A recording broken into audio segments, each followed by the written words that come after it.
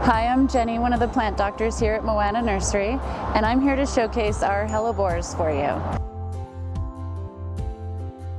Also known as the Lenten Rose, because they start blooming typically at the end of winter, and they maintain their blooms all the way through Lent, which is early spring.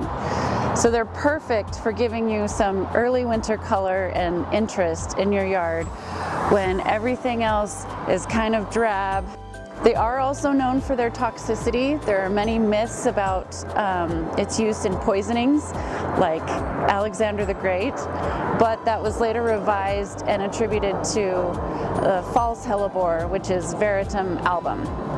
But the benefit of this is if you have deer and rabbits that want to come and dine on your landscape, especially in the end of winter when they're more desperate, they will leave these guys alone. Bees are very appreciative of them because they do provide pollen at a time when there's not many other things blooming. They like to grow in mostly alkaline soil or slightly alkaline soil, which is perfect for our area.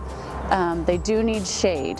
So a little bit of morning sun, maybe an hour and a half of that cool morning sun would be tolerable for them.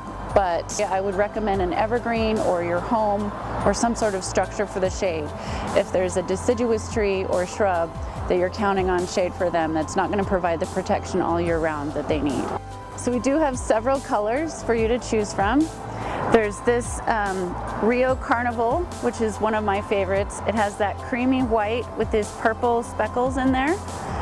There are several reds that have these pretty red stems. There's Glenda's Gloss, which is a creamy white with pink to violet on the edges. So if you don't want your garden to be helleboring during the winter, come and get a Hellebores.